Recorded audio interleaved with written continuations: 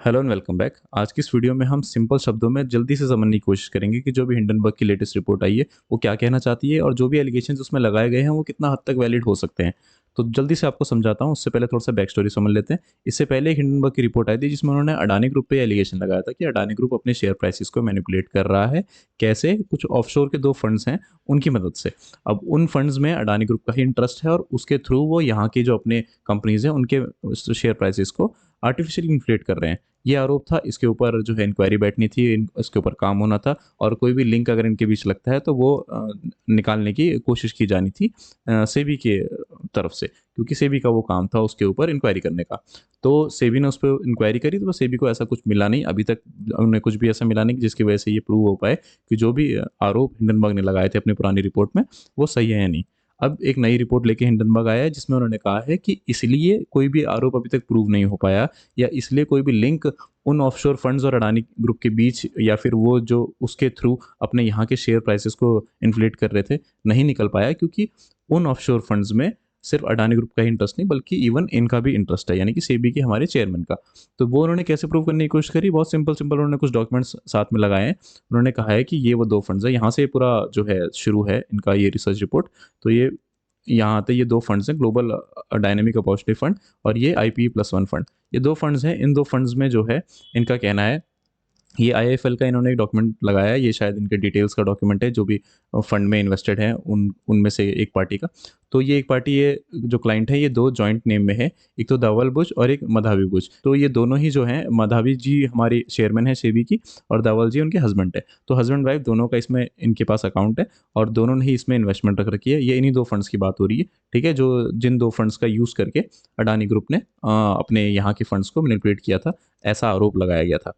अब इन्हीं दो फंड्स में करीब 2015 से ये हस्बैंड वाइफ दोनों का इन्वेस्टमेंट है और इसमें देखिए लिखा हुआ है कि सैलरी से इनका इन्वेस्टमेंट है करीब 80 करोड़ के आसपास, 10 मिलियन के आसपास इनका इन्वेस्टमेंट है, दोनों के नाम पे है। और जिस वक्त इन्होंने इन्वेस्टमेंट लिया था 2015 में, उस वक्त इनका सेबी से कोई लिंक नहीं था। इवन धवल बुच जो इनके हस्बैंड है वो चीफ प्रोक्योरमेंट ऑफिसर यूनिलीवर में थे और मधाबीपुरी बुच ये डायरेक्टर थी एग्रो एडवाइजरी की, ठीक है। उसके बाद क्या हुआ, 2017 में ये होल टाइम मेंबर बनती है सेबी की और 2022 में फाइनली चेयरमैन बनती है। तो जब 2017 के अप्रैल में ये होल टाइम मेंबर बनी, उससे जस्ट पहले मार्च में इन्होंने अपना जो है नाम उसमें से हटवा लिया। जो जॉइंट नेम में था, इन्होंने इनको लेटर भेज के अपना नाम बोला कि जो डायनेमिक अपॉर्चुनिटी फंड है इसमें से मेरा नाम आप हटा दीजिए और मेरे हस्बैंड के नाम पे ही अब ये चलेगा। और जो कि बात भी सही है, अब क्योंकि अब वो सेबी में डायरेक्टली उनका पार्ट है, उसके मेंबर वो बन चुके हैं, तो अपना नाम उसमें से हटवा नहीं था उन्होंने, वो उन्होंने हटवा दिया। अब वो उनके हस्बैंड के नेम पे है। अब उसके बाद उन्होंने क्या कहा, ये IIFL ग्लोबल का ये एक डॉक्यूमेंट है जिसमें ग्लोबल डायनेमिक अपॉर्चुनिटी फंड है। इसमें दिखाया गया है कि कितना कितना इसमें होल्डिंग है, कितना वैल्यू है और किसके नाम का है। ये धवल बुच लिखा हुआ है। तो धवल बुच वही इनके हस्बैंड, इनके नाम पे फंड है। इसमें अगर आप देखेंगे तो ईमेल आईडी जो है ये मधावी बुच की है, यानी कि उन्हीं की जो हमारी सेबी के अभी फिलहाल चेयरमैन है। तो उस उन्हीं की मेल आईडी है और आगे उन्होंने जो अगला डॉक्यूमेंट दिखाया है वो ये दिखाया है कि 2018 में, यानी कि जब वो मेंबर थी, उस मेंबर होने के 1 साल बाद 2018 में इन्होंने बोला कि धवल जी जो हैं उसको रिडीम करना चाहेंगे पूरा 100% यूनिट ग्लोबल डायनेमिक फंड में से। ये भी वही फंड है जिसके थ्रू अडानी ग्रुप में वो किया गया था, मतलब ऐसा कहना है इनका कि इन फंड्स के थ्रू। तो इसमें से इन्हें मेल करके IIFL टीम को कहा कि जो धवल जी का पैसा है इसमें 100% रिडीम जो है वो कर रहे हैं। और ये किसके नाम से किया गया? मधावी जी के नाम से, जो हमारी चेयरमैन है अभी फिलहाल। तब ये मेंबर थी, इनको मेंबर बने हुए भी 1 साल हो गए थे, क्योंकि 2017 में मेंबर बनी थी। मेंबर बनने से जस्ट पहले इन्होंने जॉइंट नेम में से अपना नेम हटा लिया था और उसके 1 साल बाद इन्होंने अपने नाम से मेल करके IIFL को बोला कि मेरे जो हस्बैंड का ये पैसा है वो 100% रिडीम करना है, ठीक है। और इसके बाद अगर आप देखेंगे तो इसके बाद इन्होंने ये कहने की कोशिश करी है कि जो सेबी को इंक्वायरी करनी थी उसके ऊपर, अडानी ग्रुप के ऊपर, जो भी सुप्रीम कोर्ट ने सेबी को डायरेक्ट किया था कि आप इंक्वायरी करो और बताओ कि क्या क्या लिंक है, किस किस का लिंक है उन फंड्स में। तो उसके ऊपर सेबी ने जो जवाब दिया था वो कहा था कि हमें कोई भी ऐसा डायरेक्ट लिंक नहीं मिल पा रहा है और मतलब हमें कुछ भी उस इन्वेस्टिगेशन में ऐसा नहीं मिल पा रहा है जिससे कुछ इस्टेब्लिश हो पाए कि इनका लिंक है या सच में इन्होंने ऐसा किया है। तो अभी हिंडनबर्ग का क्या आरोप है? हिंडनबर्ग का ये आरोप है कि सेबी ने अच्छे से कार्रवाई को किया ही नहीं, क्योंकि अगर वो लिंक ढूंढने की कोशिश करती तो उनको अपना ही लिंक मिलता और अपना जब उनको लिंक मिलता तो जाहिर सी बात है एलिगेशन उन पे भी लगते, जो भी एलिगेशन इन्होंने डायरेक्टली उन पे लगा दिए। अगर वो इंक्वायरी सही से करते तो उन्हें पता चलता कि उनका, मतलब पता क्या चलता, उन्हें तो पता ही है कि उनका भी लिंक है कहीं ना कहीं से, पर क्योंकि उनका लिंक है इस वजह से उन्होंने इंक्वायरी इसको अच्छे से नहीं उन्होंने करा। अभी इंक्वायरी को अच्छे से नहीं करा, क्यों? क्योंकि इनका अपना इंटरेस्ट है, सिंपल ये बात ये है। पर अगर आप देखोगे जो इन्होंने डॉक्यूमेंट लगाए हैं वो सिंपली कहते हैं 2015 में वो इन्वेस्टेड थे, दोनों हस्बैंड वाइफ अपनी सैलरी के पैसे से करीब 80 करोड़ करीब इन्वेस्ट कर रखा था। उसके बाद जब वो अपना मेंबर बनी तो उन्होंने अपना नाम उसमें से हटवा लिया और 2018 के करीब जो है उसमें से उन्होंने ये रिडीम कर लिया। रिडीम करने का ग्लोबल फंड में से अपना वो दे दिया लेटर, वो भी अपने नाम से। ये अपने नाम से देने का मतलब ये है कि ये दिखाना चाह रहे हैं कि जब ये फंड्स में से हट भी गई थी, मतलब जॉइंट नेम में से हट गई थी, तो भी वो अपनी आईडी से, क्योंकि इन्हीं की मेल थी और अपनी ही नाम से ये इसको ऑपरेट कर रही थी, इन्होंने उसको रिडीम करने के लिए मेल किया था। उसके बाद बस इतना तक था जो सेबी के बीच, मतलब सेबी के चेयरमैन और उनके हस्बैंड के बीच और अडानी ग्रुप के बीच एक लिंक इन्होंने बनाने की कोशिश करी कि दो सेम ही फंड है जिसका यूज़ करके अडानी ग्रुप ने अपने शेयर्स को इन्फ्लेट किया था, उसी फंड्स में, उन्हीं दोनों फंड्स में इनका भी इन्वेस्टमेंट रहा है और इस तरीके से रहा है, पहले से ही रहा है और बीच में उन्होंने नाम भी हटा दिया था और फिर उसके बाद इन्होंने रिडेम्पशन के लिए अपनी मेल से उनको बोल भी दिया।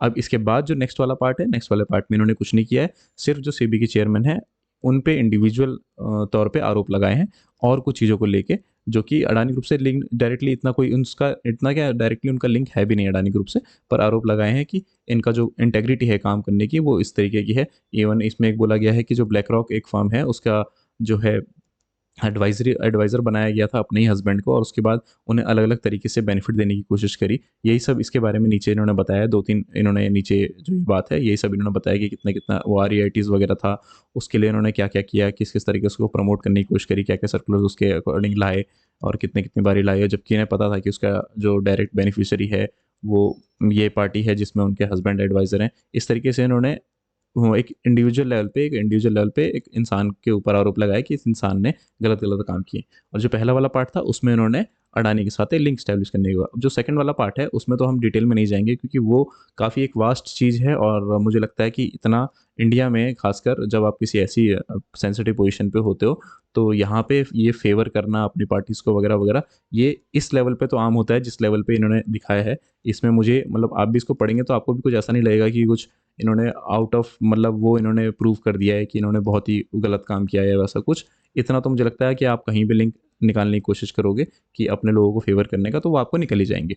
तो उस वाले पार्ट को साइड रखते हैं, अभी फ़िलहाल आते हैं सिर्फ़ इसके ऊपर जो इन्होंने अडानी ग्रुप के जो ये वो थे ऑफशोर फंड्स जिसके थ्रू अडानी ग्रुप वो करता था, उसमें इनका अपना भी इन्वेस्टमेंट था, ये इन्होंने प्रूव करने की कोशिश करी। अब उसमें आपको क्या दिख रहा है, पहले तो ये सारे डॉक्यूमेंट सही हैं या नहीं, वही एक क्वेश्चन है। बट अगर ये सारे डॉक्यूमेंट्स को हम सही मान भी लें क्योंकि इतनी बड़ी फर्म है, ऐसे ही नहीं कोई डॉक्यूमेंट लगाएगी, तो भी ये 2015 की इन्वेस्टमेंट है और 2015 जब ये इनका सेबी से कोई लिंक भी नहीं था और उसके बाद जब सेबी से इनका लिंक हुआ 2017 में, तो इन्होंने अपना नाम उसमें से हटवा भी लिया और 2018 में इन्होंने रिडेम्पशन के लिए रिक्वेस्ट भी डाल दी अपने उससे। सिर्फ इतना ही सिंपली ये है। अब ये काम आपका है सोचने का कि कितना स्ट्रॉन्ग आपको ये लिंक लगता है। क्या सच में आपको लगता है कि इनका कोई अगर स्टॉक मैनिपुलेशंस हुए हैं, अडानी ग्रुप ने करा है उन फंड्स का गलत यूज़ करके अपने इंडिया के शेयर प्राइसेस में इन्फ्लेट करने में किया है, तो क्या इसमें इनका कोई इस तरीके का वेस्टेड इंटरेस्ट था कि ये डायरेक्टली उससे लिंक्ड हैं या इन्होंने इसीलिए ये किया ताकि अडानी ग्रुप को भी फ़ेवर हो या वैसा कुछ हो? तो मुझे लगता है कि जो ये वाली स्टोरी है, ये वाली स्टोरी तो इस तरीके से नहीं रही होगी क्योंकि ऑलरेडी उस उन फंड्स में इन्वेस्टेड थे 2015 से। क्योंकि बाद में ये चीज़ें इस तरीके से सामने आई, तो हमें ऐसा दिखाया जा रहा है कि देखो इनका भी इसमें गलत होता। लेकिन एक पॉइंट फिर भी यहाँ पे इम्पोर्टेंट है, वो ये है कि अभी जब उनके ऊपर इंक्वायरी उन्हें करनी थी सेबी को इस अडानी ग्रुप के ऊपर और उसमें लिंक एस्टैब्लिश करना था, तो हो सकता है तब उन्होंने कोई कहीं न कहीं कोई कमी रखी हो क्योंकि ये भी किसी न किसी रूप से लिंक तो है ही उस फंड से और जब भी वो इंक्वायरी करते, तो उनका नाम अब खुद का भी सामने आता, सेबी के चेयरमैन का नाम भी आता, उनके हस्बैंड का भी आता कि वो भी कहीं न कहीं उस फंड में इन्वेस्टेड है और जब चेयरमैन खुद उस फंड में इन्वेस्टेड है, जिन फंड्स का नाम लिया जा रहा है कि उनकी मदद से इन्होंने गलत काम किए हैं अडानी ग्रुप ने, तो फिर वो अपने आप में एक बड़ी डील होती है। तो हो सकता है इंक्वायरी को थोड़ा-सा इस तरीके से किया गया हो कि इनका अपना नाम बाहर ना आए, जिसकी वजह से चीज़ें अभी तक कुछ भी ऐसा प्रूव नहीं हो पाई अडानी ग्रुप के ऊपर और वही हिंडनबर्ग की रिसर्च रिपोर्ट बोल रही है और जो एक्स्ट्रा इन्होंने चीज़ें लगाई है, वो सिर्फ़ किसी इंसान को एक तरीके से मतलब हर तरीके से गलत साबित करने के लिए और ज़्यादा एविडेंस देने के लिए या फिर 2-4 चीज़ों में और गलतियाँ निकालने के लिए सिर्फ़ एक काइंड ऑफ कहते हैं वार है एक आदमी के ऊपर किया हुआ, तो ताकि हम सब उसको इस तरीके से देखें कि हाँ, इन्होंने ये गलत काम भी किए हैं। बट अगर हम उन चीज़ों को साइड रखते हैं जो नीचे इसमें दिखाई गई हैं, सिर्फ़ इतनी ही चीज़ को लेते हैं, तो ये स्टार्टिंग से जो इन्वेस्टमेंट है ऐसा दिखता तो नहीं है कि इनका कोई अपना इंटरेस्ट रहा है उस गलत काम में जो अडानी के ऊपर लगा था। लेकिन हाँ, ये ज़रूर लगता है कि अगर ये खुद उसमें इन्वेस्टेड थे, तो इन्होंने उस इंक्वायरी को क्या पूरे शिद्दत से सही तरीके से किया भी होगा या नहीं? या उसमें जो भी उन्हें लिंक्स ढूंढने थे कि अडानी ग्रुप के लिंक्स हैं उन ऑफशोर फंड्स में जिसके थ्रू उन्होंने यहाँ के स्टॉक मार्केट में अपने फंड्स में को मैनिपुलेट किया, तो उन लिंक्स को ढूंढते हुए इन्हें अपना लिंक भी तो मिलना ही चाहिए ना। तो उसमें थोड़ा सा एक क्वेश्चन हो सकता है। बाकी इस ज़्यादा कुछ मुझे इतनी बड़ी चीज़ें लग नहीं रही है। हाँ, अडानी ग्रुप के शेयर्स पे इसका डेफिनेटली इम्पैक्ट दिख सकता है, बट अगर मार्केट पे इसका इम्पैक्ट दिखता है तो एक बहुत ही अच्छी अपॉर्चुनिटी होगी मेरे लिए पर्सनली। तो मैं तो अगर मार्केट इनकी वजह से या इस न्यूज़ की वजह से मार्केट डाउन जाता है तो मैं डेफिनेटली इन्वेस्टमेंट बढ़ाऊंगा अपनी। बाकी अडानी ग्रुप के शेयर्स में ना मैं पहले इन्वेस्टेड था ना अब इन्वेस्टेड हूँ, क्योंकि मैं ऐसे शेयर्स से बहुत ही दूर रहता हूँ जिनका मैं प्रिडिक्ट नहीं कर सकता कि कब कहाँ जाएंगे, जो बहुत ही बाउंड टू होते हैं ऐसी न्यूज़ के भरोसे पे कि कभी कोई न्यूज़ आ जाए और कब ये भाग जाए और कब नीचे हो जाए। तो इस वीडियो में इतना ही था। Thank you. आई होप आपको कुछ अच्छा इसमें लगा होगा, समझ आया हो। Bye bye.